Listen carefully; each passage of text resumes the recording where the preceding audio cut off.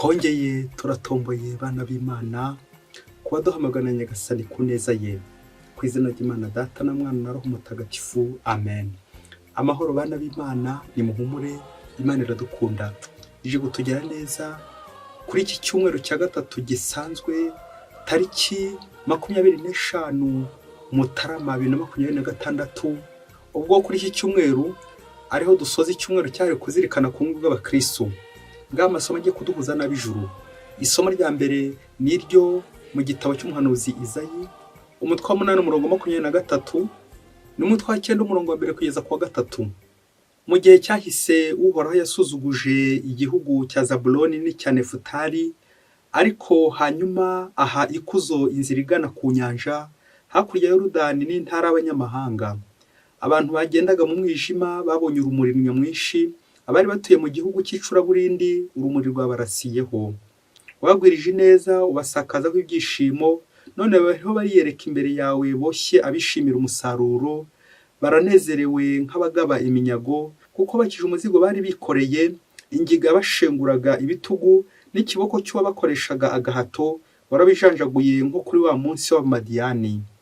Iryo ni ijambo ry'Imana.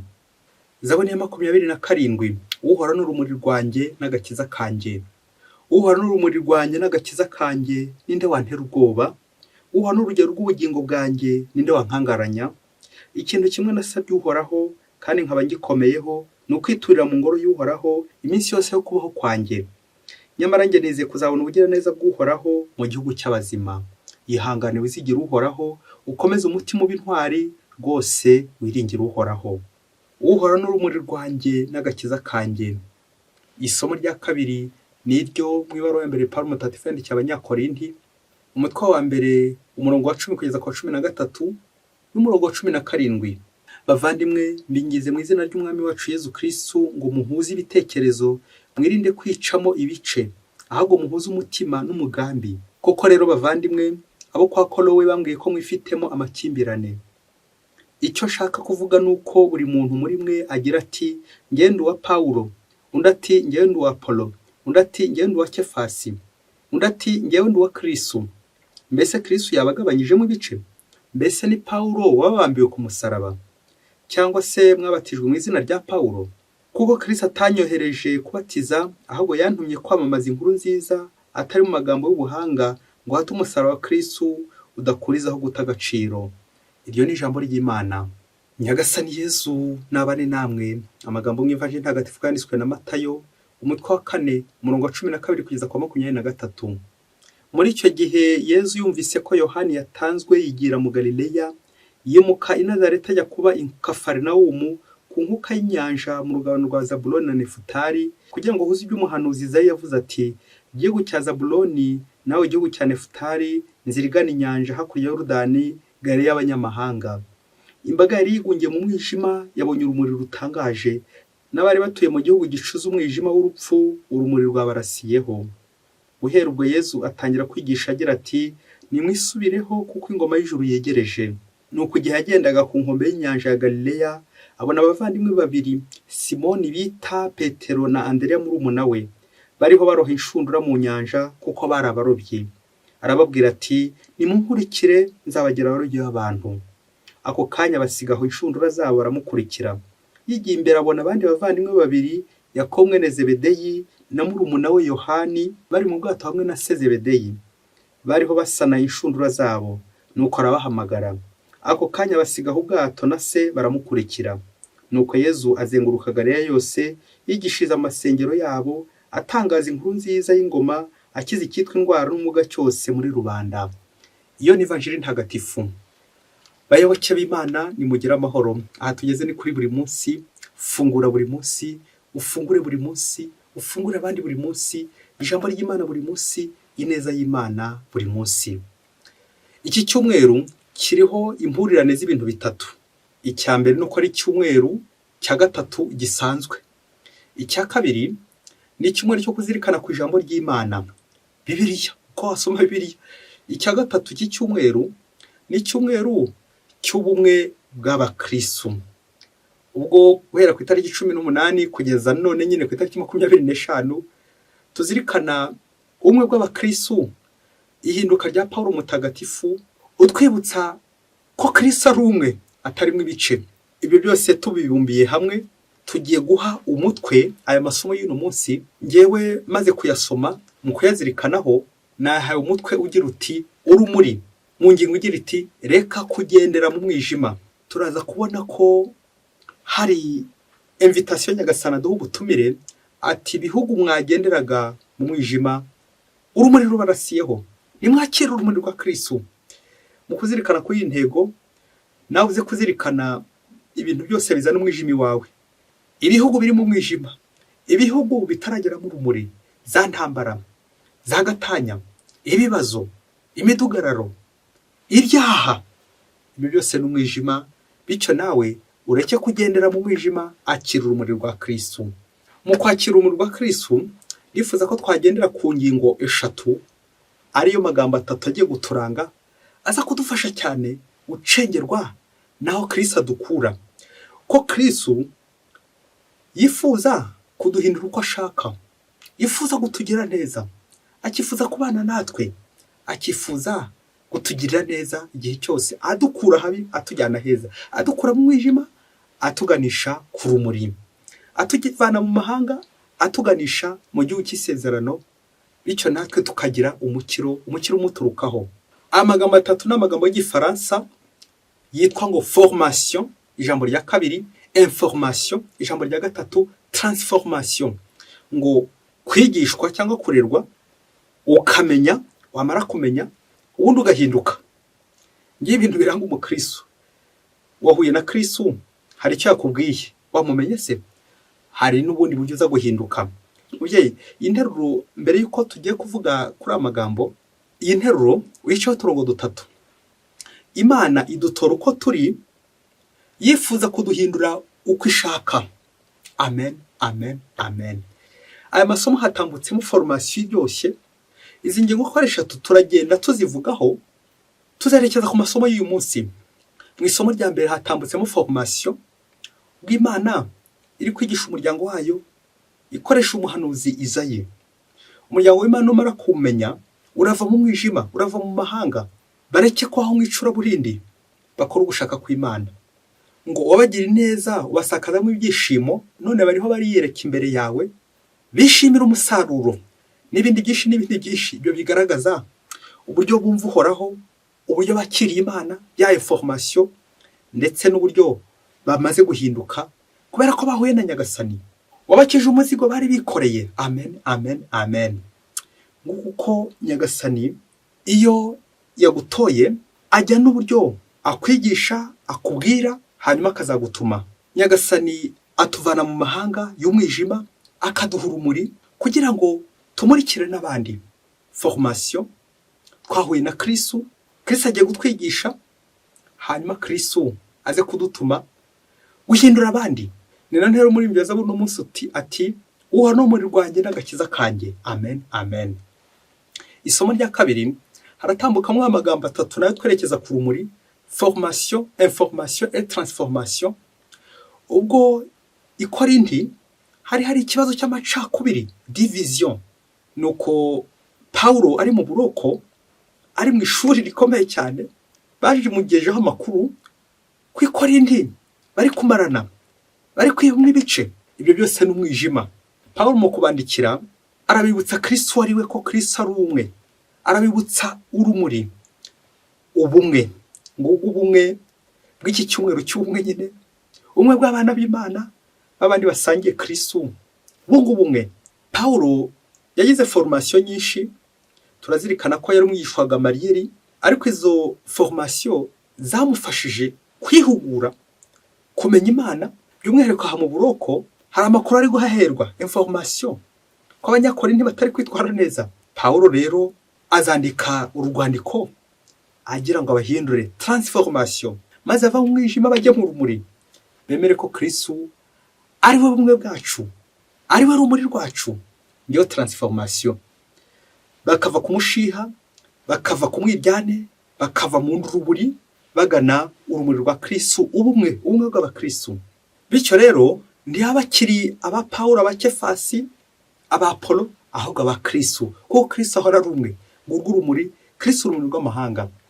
N'ivanjiri y'uno munsi hatambutsemo ayo magambo formation, information et transformation. Iriya gare y'abanyamahanga aho niho Yesu ajya gutambuka n'ubundi atora intumwa ze za mbere. Uwo ni Petero, Andereya bavukanaga, ndetse na Yakobo na Yohana nabo bavukanaga, bari bene Zebedeyi. Nuko akabatora agira ngo abatume. Kuri formation hari bamwe batekereza ko abigishwa ba Yesu aribwo bari bacyumva Yesu. Nawe utekereza umuntu aguhamagara ati nkurikira, wahita umukurikira? Ntago ari byo. Ababigishwa n'ubundi nubwo batubwira mu ivanjiri ko Yesu yahise abahamagara aka kanya, ariko bari baratojwe kuva kera. Bamwe ndetse bigaga mu ishuri rya Yohani Batisa. Nuko Yohani Batisa akaba ari nawe ahandi batubwira ko yabarangiye Kristo ati dore ntama w'Imana, dore ukiza ibyaha by'abantu. Nuko bagahita bamukurikira.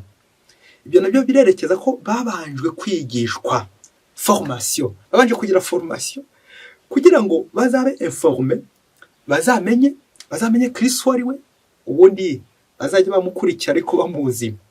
Ngiye rero transformation ntago byaje byako kanya, ahubwo bamaze igihe kirekire mu ishuri. N'uyu mwuga bakoraga ubwago wari umwuga ryari ishuri.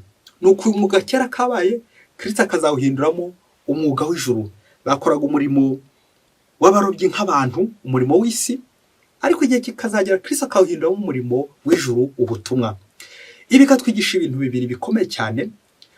Atora aba Petero bari abantu basanzwe, abaturage baho ngaho, abarobyi. Yesu agatwigisha ko agutora ukuri kugira ngo akugire uko ashaka. Yesu yatoye ba Petero ko bari baturutse muri aka karere k'abanyamahanga, abanyagalilaya y'abanyamahanga, hafi y'aho ngaho, reka tuvuge mu mwijima, none aberekeje ku rumuri. Bya bindi by'uko nyine Yesu yabatoreye kubana nawe, kumumenya, ndetse no kuzajya kumwamamaza. Icya kabiri twazirikana kuri ba Petero Yesu atoye, ko Yesu adatora abashoboye gusa, ahubwo ko abatoye abashoboza. Amen, amen, amen. Nibwo utakwimvisha uburyo Petero, umuturage usanzwe, n'abandi bene wabo, ubutumwa baje kubushobora, natwe bukaba bwaratugezeho. Nuko Yesu yabashoboje, n'ubundi ni ugushoboza kubana na Yesu, ukaba umwigishwa we, ukazaba n'intumwa ye. Ibyo byose birerekeza uburyo wigishijwe nyine muri ya formation, uburyo wamenye Kristo, ya information, ndetse no muri bwa buryo yaguhinduye. Ngaho Yesu Kristo agiye guhindura umwuga wabo nk'umwuga w'ijuru. Ati nimunkurikire nzabagira abarobyi b'abantu. Nguko Nyagasani natwe adukura muri rwa mwijima, hahandi ba Petero bahoze gare y'abanyamahanga, nuko agakuzana agira ngo agutume ku isi yose, umubere urumuri rw'amahanga. Ngubu n'ubutumwa Paulo aduha, Paulo intumwa y'amahanga, Paulo intumwa ya Kristo, kuri uyu munsi w'umwe w'abakristo. Paulo uhuza amahanga, Paulo ubwiriza abantu akabigisha bakava mu mwijima bakurikiye Kristo.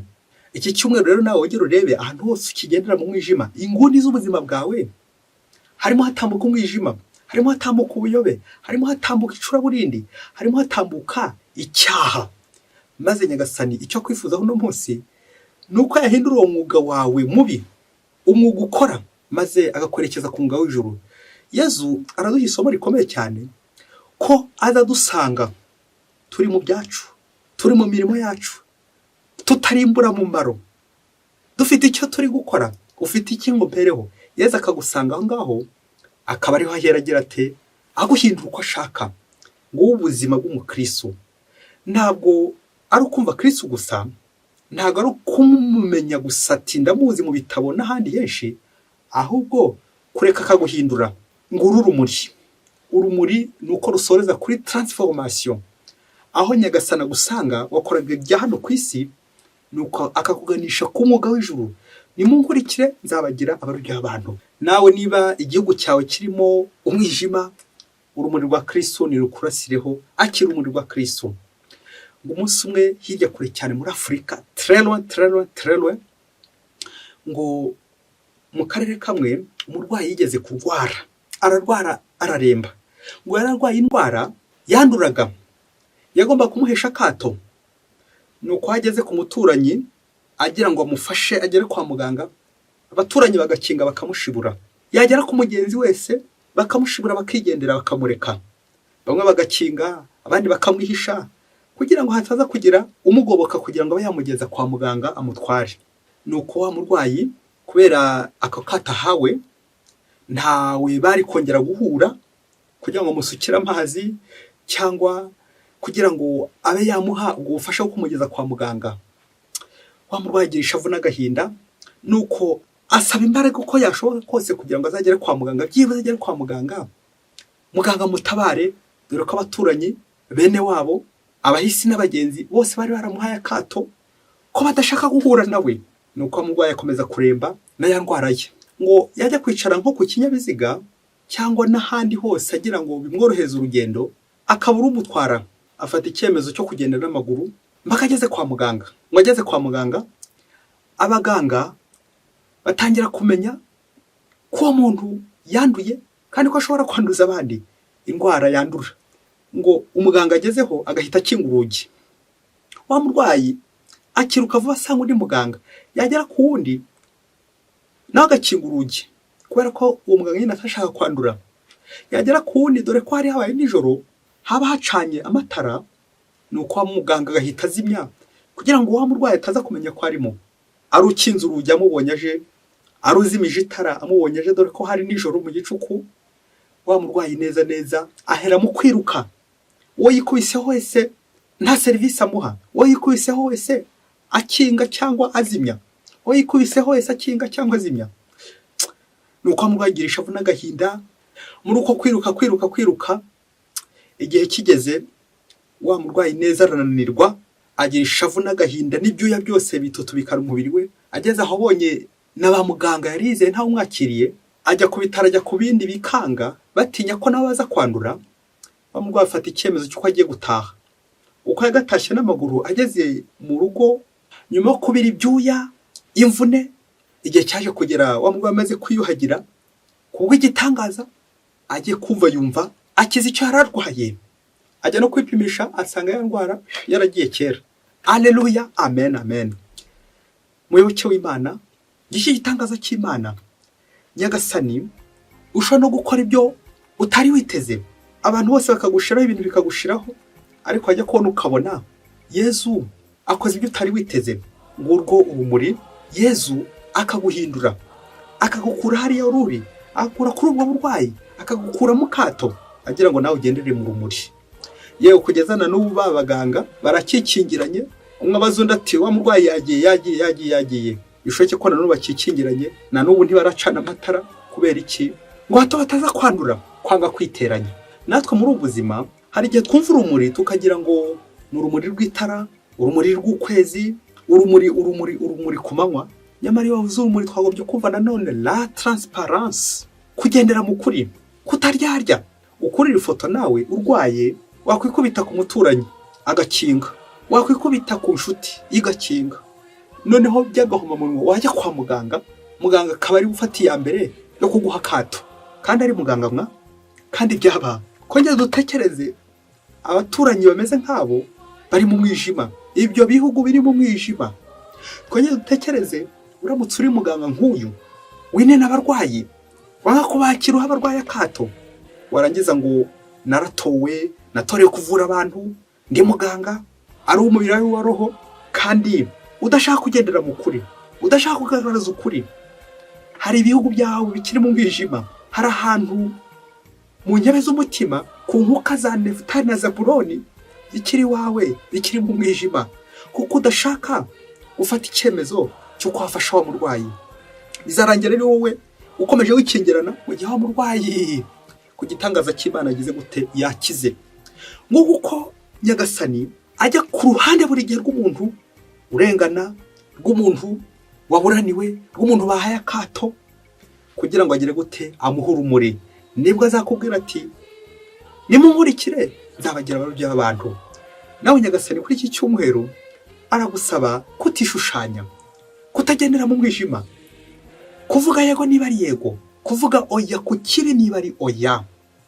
Icyo ureke Imana ikwigarurire, ube forme, informe et transforme.